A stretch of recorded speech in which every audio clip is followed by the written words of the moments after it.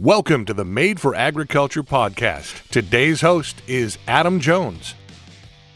All right, folks, welcome to another episode of the Made for Agriculture podcast. My name is Adam Jones, joined today by our esteemed regional agronomists, Shannon, Jesse, Craig, and Scott. And I've been told that this may be our 100th podcast episode. So in honor of that, Shannon blew up a balloon for us this morning. So thanks, Shannon, for helping us celebrate that.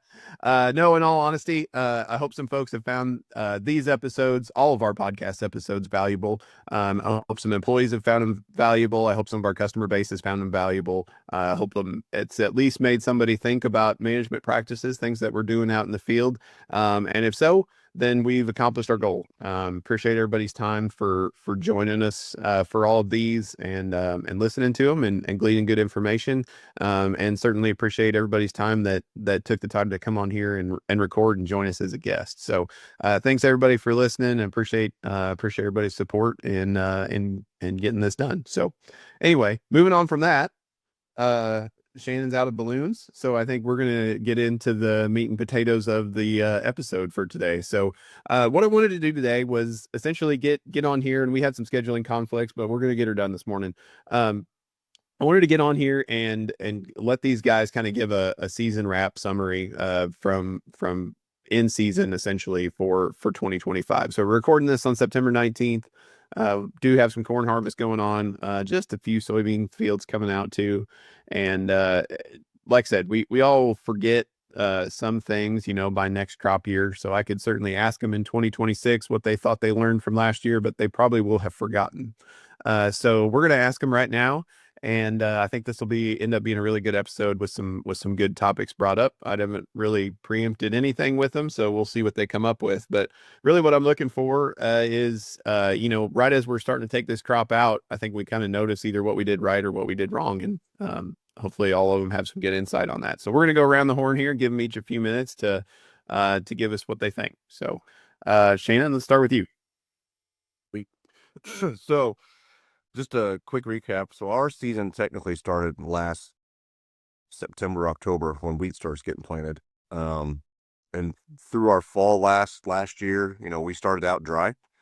I remember we were sitting around we had samplers ready to go, but we just didn't have the right ground conditions to start soil sampling. So that kind of led into the wheat a little bit. Still ended up with some fairly decent wheat stands. And then as the season progressed, the wheat started looking really good. And then the moisture that affected corn planting and bean planting essentially had impact on wheat this year. From a disease pressure, didn't really see much stripe rust. I haven't actually seen stripe rust really bad in a few years. It seems to come in waves. Some of that is, some of the bred resistance in the hybrids that are in the varieties that we're using. Some of that is the management practices that we're following, or not that we're necessarily blanking fungicides, but it's part of the passes when we're making so many passes on wheat. But despite all that, wheat yields were decent, but as harvest crept on, as the rains continued, grain quality continued to go down. So ultimately it was an okay wheat year for us. Some guys had bigger issues than others, I would say, and it was all from when you could get it out, and there was really nothing other that could have been done other than you maybe buying 3 or 4 extra combines just so you could have it done in 1 week versus it getting stretched out. On the corn front, we started out really in the early season wet. We had a window in March that guys got going. We had a small window in April, and then a lot of it got planted in May or replanted in May. So our corn that's coming out now, pretty variable. That moisture for us continued through most of the summer, which we're not going to complain about moisture. But when you look at some of our other management practices like herbicide, weed control, you look at our nitrogen management tools that we were using, you can see where some tools were used better than others. Not anything was perfect this year, I would say. I was riding a combine actually yesterday with a guy, and the terrace channels or spots that got drowned out, those are actually a really good test this time of year to look at what weed species are in those spots, because you can kind of tell what you're fighting. And in this particular grower, he was using a top end herbicide. He was using Storin, and we really couldn't find any pigweeds as we were riding the combine. It was all grass that we were seeing. And so I started picking his brain. I was like, "You put atrazine out here with your Storin?" And he's like, "Yeah." So I hopped, we have the power of John Deere Ops now where you can just hop on and see everything that you did. And at that particular field, he, for whatever reason, did not have Storin or have atrazine in the tank.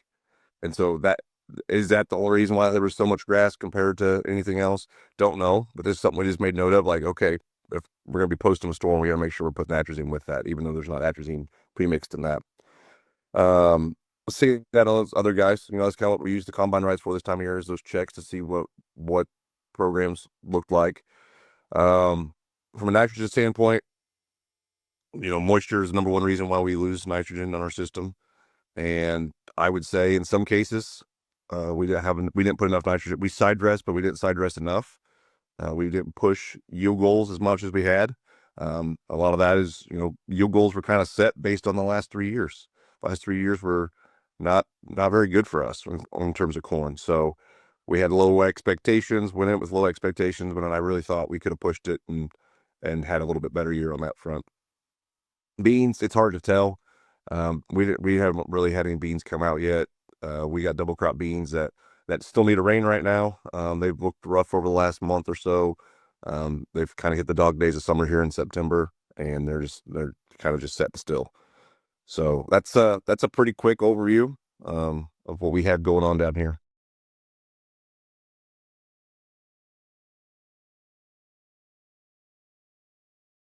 Yeah, sounds good. Who wants to go next? Let's go down to Scott. Let you kind of give us your lessons learned from 2025. Okay, thank you guys. I guess if there's an overall lesson or I guess what just keeps coming back to me is there's just certain things you can't outguess.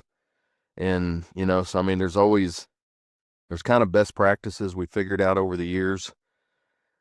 And sometimes, I mean, you just have to hang on to those best practices and stay the course. And, you just don't know what you're going to be served up. I guess what the weather is one that I'm thinking about on that.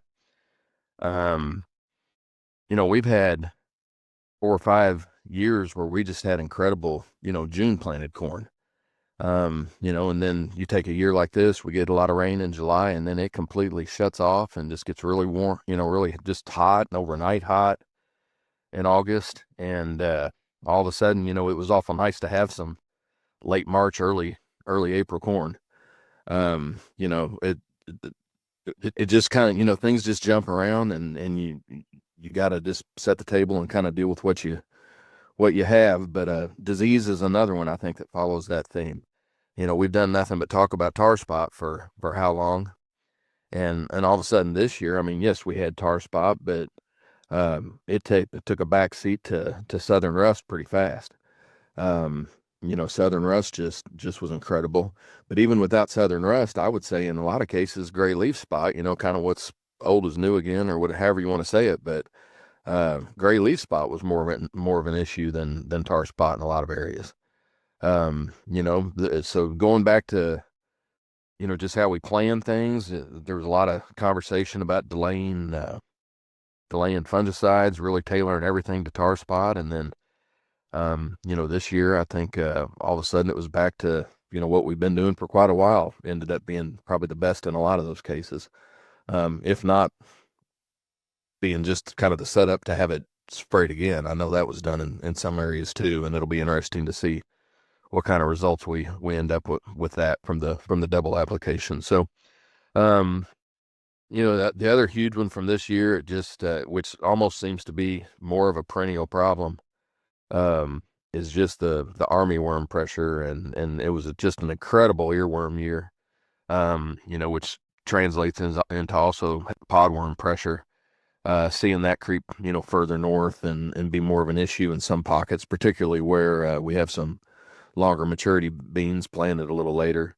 So with that, the thing that we've talked about resistance for my whole career, it seems like, usually centered around herbicides, but, we're dealing with a lot of insecticide issues now. So, I think going forward, and I've talked about this before, spoke about it before, but need to be getting familiar with some of those other modes of action, and with when we get into armyworms and really starting to think with podworms, just going in there with that straight pyrethroid's not going to be the thing. So, to kind of stay on track here and give a quick just rundown of kind of yields. Shannon went back, went back to wheat, so I'll do that as well. But for the second year in a row, we had just really incredible wheat, and the surprise this year was some of the weather made us wonder what kind of quality and everything we were going to have, and overall we were just really pleasantly surprised by a lot of that. Moving into this fall. And it's very variable. I've got it. We all, for the most part, have pretty good sized territory. So when you start talking about weather and you start talking about yields, I hate painting with too broad of a brush, because you start talking about everybody getting a rain, and there's that pocket that didn't get the rain and whatnot. But so far what I'm hearing from out west, where there was some earlier crop, and they've already gotten into it. Pretty good corn yields. Talking to some of our guys out that way, some folks are seeing their best yields ever. A lot of it hanging a little closer to kind of the average. But this is early planting. This is tail end of March, 1st of April, kind of that time frame. So, some of that, around the east side of the state as well. I don't have as good a handle on what's happening with yields on that yet, but hearing pretty good, just trending and, pretty positive. I think some of that will change as we get into some of the later crop. And I think we're also, again, I alluded to the disease, pressure that we had. I think we're just going from what my team said this season, from what they were observing in what was sprayed and what was not sprayed. I think we're going to see some pretty good differences just in yields as we get into some of those as well, particularly on some of the later planted that was really affected, when Southern Rust was just in, full swing up this way. Soybeans, minimal yield report so far, again, out west, where they got in early and got some beans planted, hearing some pretty good yields on those.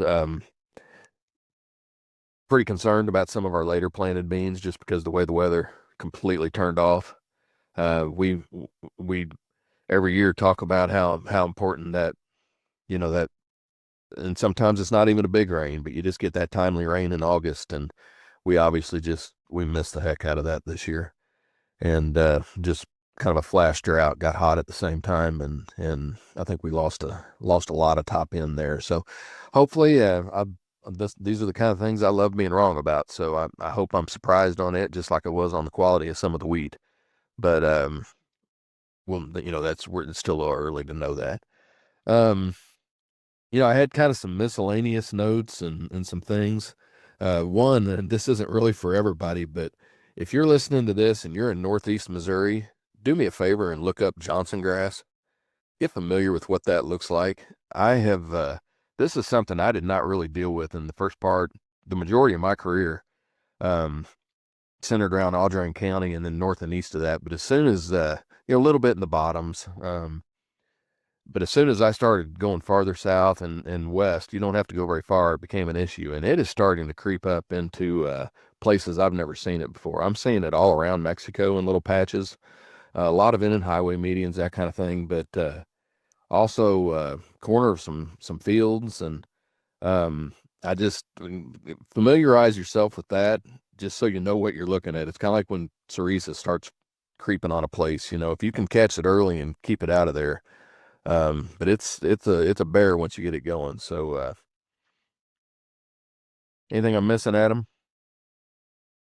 I don't think so, Scott. That was definitely good insight. Definitely like the way you took that. And you're right. I mean, I think just Johnson grass is a good example, but there's other stuff out there. We talked talk a lot about water hemp, and rightfully so, right? I mean, it's our driver weed. But yeah, there's some other things out there as we shift to herbicides that essentially, in some cases, only control water hemp or very small seeded broadleaves. You got to make sure you don't open the window too far and allow some of those other things, in, Johnson grass being a good example. Well, this is a good time of year. If you've got a little patch, it's a good time of year to go out and hit it with, glyphosate, clethodim, whatever it is. The seedling stuff is relatively easy to kill, but it quickly develops rhizomes, and once you have that, you've got to get the chemical down in there to kill them. And early in the season, all the growth's going up. It's hard to get chemical down in there, but right now, when it's storing up for basically winter, it's a good time to try to get those killed. So yeah, no, you're exactly right. Once they're rhizome based, that it's pretty hard to get them killed. So, nope, good stuff, Jesse. We talked about Johnson grass. I feel like it's a good transition for you. So, Actually, and often, and a couple more times. Early, often, and every week. So anyway, I'll let you kind of take it away for 2025 recap. Not to rain on your parade, Scott, but I've even got some out here in some pasture that I'm pretty sure I spray 4 times a year, and I've had it since I moved to this house in 2018. So, and I can't get rid of it. But now there's a few things I want to hit for the year. Biggest thing is just doing the basics well. I've got a couple scenarios, and I'll talk about Gramoxone, and then we had a big deal where we had a lot of soybeans planted into March that we had like a 65 to 72,000 stand. And I guess I'll start there. And I'm an agronomist, so I'll say this, and next year if I say something different, forgive me, because I have the right to change my mind. But we have really good luck with March planted beans, somewhere between the 18th and the end of the month. So we done that last year. Got them planted pretty, and then we got all them big rains there into March 1st, April. We had a lot of 65 to 72,000 stands, which in general, if it would stay dry, we'd just replanted them and drove on, not think much of it. But when you get rain for 6 weeks, all of a sudden you got all this other planting to do, and we just kept a bunch of them just because timing and that, and we tried it. Well, at least to say, a lot of them beans got cut the past 2 weeks, and they may end up being the best beans on the farm. So I even had some guys be like, hey, don't be advertising what these are making. Not because I don't want people to know. It's just they're really, really good. They just encouraged me to be like, you need to get people to try this. So keep that in mind, guys. I guess like next year, like I said, if we got a 65,000 stand and it dries up next week, we're going to replant them. I mean, that's just kind of what we've been taught. But don't get so worked up about it. I guess don't stress about it, because we stressed about it for 6 weeks. Like, what are we going to do with these beans? And it all buffed. And beans are a little bit different than corn. Corn's kind of more black and white. You kind of do some math and get to it pretty easy, where beans compensate. So I just wanted to highlight that. And then about doing the basics right. Scott kind of alluded to it, but every year we got guys that look at their program and they're doing it 70% right. But it's always little things along the way that they don't do. They may not do a good pre, but they clean it up post. Well, they may work it to a seed bed, but they forget about the compaction. They may not do their nitrogen applications 100% timely. And this year that showed big time. We got some guys that stayed on top of their corn, kept it clean, put the right amount of units on, protected their nitrogen, done everything. And even with the last 60 days being dry, they're cutting in the hills, they're cutting 205, 215 bushel corn. But you just jump down the road 3 or 4 miles where guys kind of got in a hurry, didn't rip, didn't manage their nitrogen right, didn't manage their herbicide right. They done every step, but just didn't do it quite right. They're cutting 750 bushel corn. So there's certain years that shines a lot, especially when we look at all the rains we had early, and just there's a lot of different spots. I just encourage you, don't get in a hurry and try to force something. Do it right. It always shows every year. That's what I see. The difference between, like I said, 150 bushel corn and 200 bushel corn was just them doing every step correct.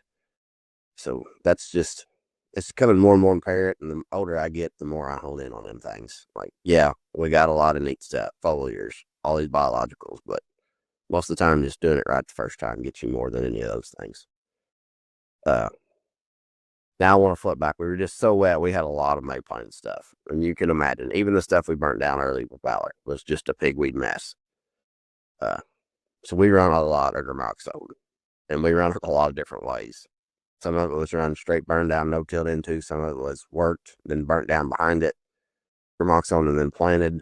I guess the one thing that I learned, and I've known Brian Norton for, what now, Shannon, 11 years, something like that.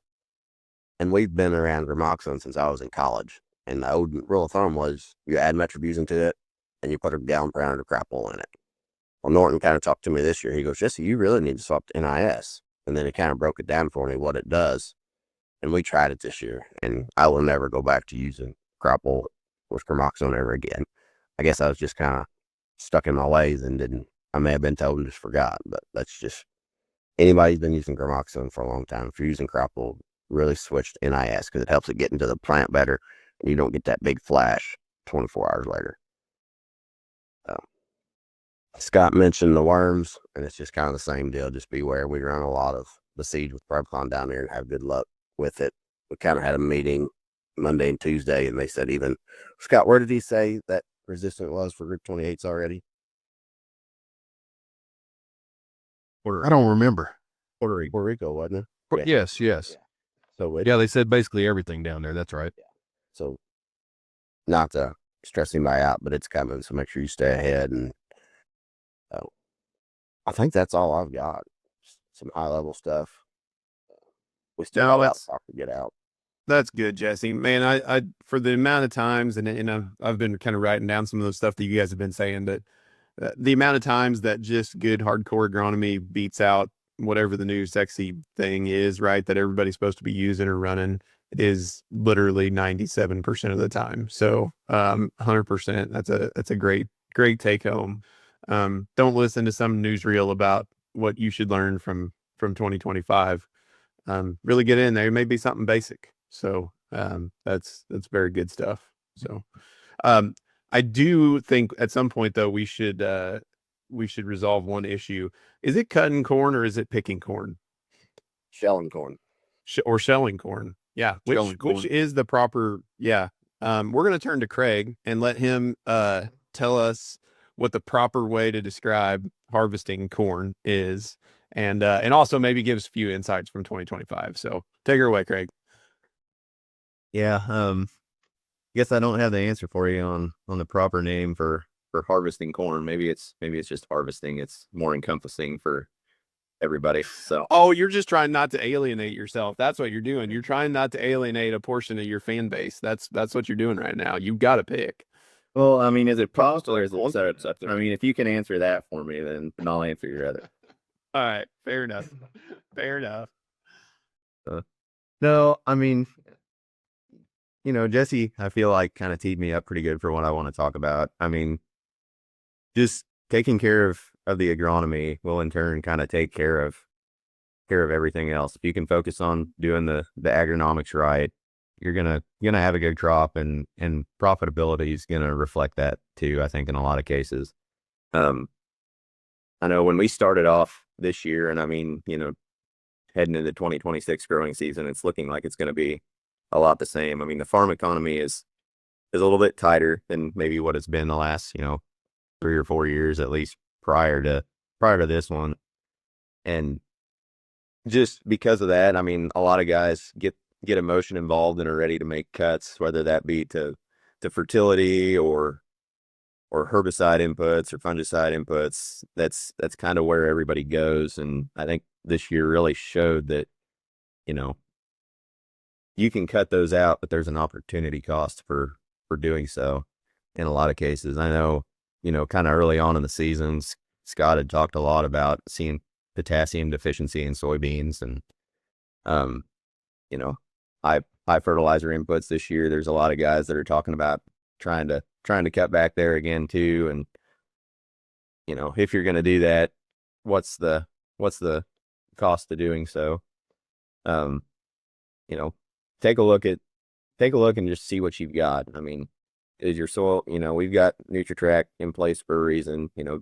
If you don't have a soil fertility test of some kind, I mean, let's pull some of those soil tests and see what we've got out there for fertility on those 2.5 acre grids, and try and tailor those applications to fit that given acre. I mean, you may have places on a farm that have really good fertility and some places that are lacking a little bit, and we can put those fertilizer dollars where they really need to be. I mean, even in the sense of using yield mapping and spreading off a removal. I mean, it's a really good option for, being efficient, putting that fertilizer where it needs to be, but also trying to be as efficient as we can with those dollars where some of that cash flow may be a little more limited. Corn this year, I mean, kind of starting out, we had better planting conditions in the northern half of MFA's trade territory than probably anywhere else. A lot of our planting got done pretty early, and we really didn't have a whole lot of issues as far as stand establishment goes. I mean, we certainly had some of those one-offs where we had to replant some corn and soybeans, but it just wasn't necessarily the norm. As that growing season kind of took off, we did get some rain a little bit later for sure, and some nitrogen loss started to occur, and there again, where growers replace that nitrogen, better plant health, better standability. You're seeing that as we get later into the season. Just, less tip back, more grain essentially too. So, all those things took place. I mean, I'm further north up here, so I mean, as we got later into the season, you're looking at some disease pressure, and southern rust is typically less of an issue up here for me than it is anyone else. Tar spot kind of overshadows that most years, and I mean, there were some fields where tar spot was still probably that driver disease, but southern rust certainly took a front seat this year as opposed to the tar spot in most areas, I think. Making those fungicide applications and being proactive about doing so, right? I mean, if I had $5 for every time I had a conversation with a farmer this year about, when we got to that corn started to get a little closer to maturity and we got to R4, late R4, R5, and they noticed the disease was getting really bad and wanted to do something then, I'd be sitting pretty well. But those late applications aren't necessarily going to ROI at that time. Some of those R4 applications might, but being proactive, being ahead of the game, and already having that fungicide on and the plant health protected is where we want to be at. So that disease comes in late. I mean, you're not gonna recover that surface area on the leaf by making that fungicide application late. You've got to be ahead of the game. So soybeans, yeah, I mean, herbicide applications have been kind of probably the main challenge that we've had in soybeans crop this year. I mean, we didn't have a lot of disease or heavy insect pressure necessarily to speak of, but once again, they're seeing that using multiple effective modes of action to try and control whatever disease or whatever weed pressure it is you actually have in the field, and overlapping residuals time and time again just proves that that's the way we need to go about trying to have good control of our weeds, mostly water hemp, right? We had a lot of rain this year, so trying to be out there and have those overlapping residuals applied was pretty critical, because when they broke, and they broke big. We had the rain to get those activated this year, so if you had them out there, I think for the most part we did a pretty good job of keeping some fields clean. As far as yields go, I mean, corn yields from what little corn has come out sound like they're going to be pretty good. I mean, for the most part, maybe not the record-setting yields that we've had the last couple years, but nothing to shy away from nonetheless. So, I mean, 200 plus bushel corn, and then You know, in a lot of cases, the soybeans, some of these earlier maturing beans have been very good. 70 plus bushel beans. That being said, I'm kind of like Scott. I don't necessarily know what some of these later planted beans are going to look like, later maturities, just because we have gotten so dry here in the last 4 to 6 weeks. But as a whole, I think shaping up for another good crop year, but just keep in mind that a lot of the more intensive management and can pay off as we get ready to gear up for 2026. What I've got. No, it's good stuff, Craig. Good reminders. A few things I pulled out of there, and I guess I'll add just a couple things, if you'll allow it. Early planted, so like you guys all mentioned it, I think essentially, except for Shannon, where it doesn't apply near as much, but these early planted beans are yet again going to be significantly better. I mean, I don't think I'm stepping out on a limb to say that this year. They're just going to be better. That's not the first year in Northeast Missouri that it's been that way. We haven't picked up a decent chunk here at my house. I mean, again, I'm talking super locally, but this can happen anybody at any time, right? This is the third year in a row that we have not been able to pick up a rain in mid to late August or early September to kind of save some of these, for us, what is a late maturing soybean, an early to mid 4. I think we need to change our strategy a little bit and just be prepared for that early soybean planting. I mean, I'm sold 100% at this point. So when you talk about, managing fertility, managing residue, preparing a seed bed, fall residuals, burn down applications, we've got to have that stuff ready to go, because I think on April 5th, when it's time to plant beans, we better be out there planting beans. And not messing around doing something else. So I think that's definitely a lesson learned. I still will tell folks to, kind of to plan a portfolio, right, of soybeans. But I do think on any acres where you are targeting early planting, we need to think slightly different about what the maturity groups in that portfolio look like. University's got some pretty cool data now too. And I think we're flexing a little earlier. To Craig's point, we're flexing a little earlier than what we were not that long ago. And I think there's some yield benefit to that. And gosh darn it, you can call it one-off years. For how many years in a row are we going to call it one-off years that we do not catch a rain late that makes a halfway decent longer maturity bean before we eventually say, oh yeah, okay, I guess it's not just a thing. It just maybe is how it works. So I think that's something that, like I said, and the biggest thing for me is that kind of that off-season prep. It's like, is there a cover crop out there? How are we managing our residue? Are we doing fall tillage on that acre? When are we putting our fertilizer on? We better put it on in the fall on those acres, because we need to be planting as the first pass in the spring. Jesse mentioned fall burn downs, weed control, getting those fields ready to rock and roll. So I think that's definitely something on the soybean side. Corn's just more forgiving. It just seems to be more forgiving. Somebody mentioned it may have been Jesse. I can't remember. I definitely saw the effects of compaction this year. I don't remember if we discussed this on the air or off the air, but if you got up in the air this year, you could see anhydrous tracks across the field. You could see where they pulled the tank. You could see where if it was ran with a quad track, you could see where the quad track drove. I think we need to think about that as we look at higher commodity prices, guys rolling the dice, moving to spring anhydrous, stuff like that, trying to say, well, that there's no way the price is going to go down.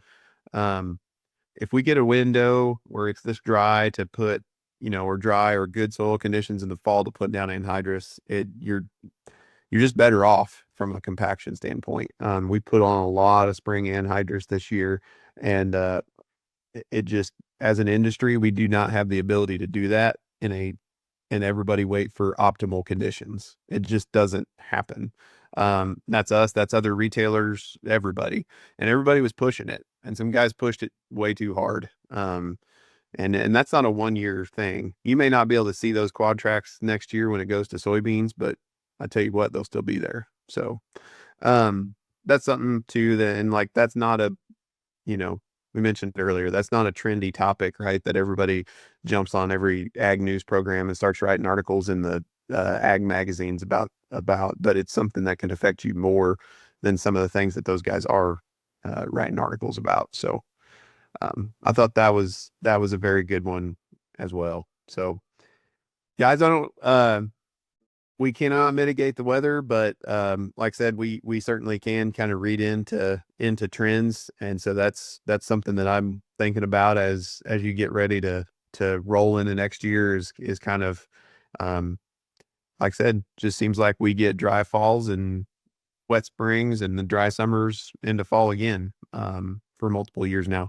Maybe it'll prove me wrong this time. I don't know, but it certainly seems to be a sort of a long-term trend for us at this point. So kind of trying to line those things up. Anything else, fellas, that we missed covering for kind of a wrap up of 2025? I thought there were some good topics here, some of which we may pull off and kind of do individual episodes on and dive into. Scott mentioned earworms, podworms, some of those insect issues. I think it might be cool to do kind of do a deep dive into corn trait packages and some of what's out there, what's coming, and all that good stuff. So I thought that was a good idea and something good to think about. But anything else we missed, gentlemen?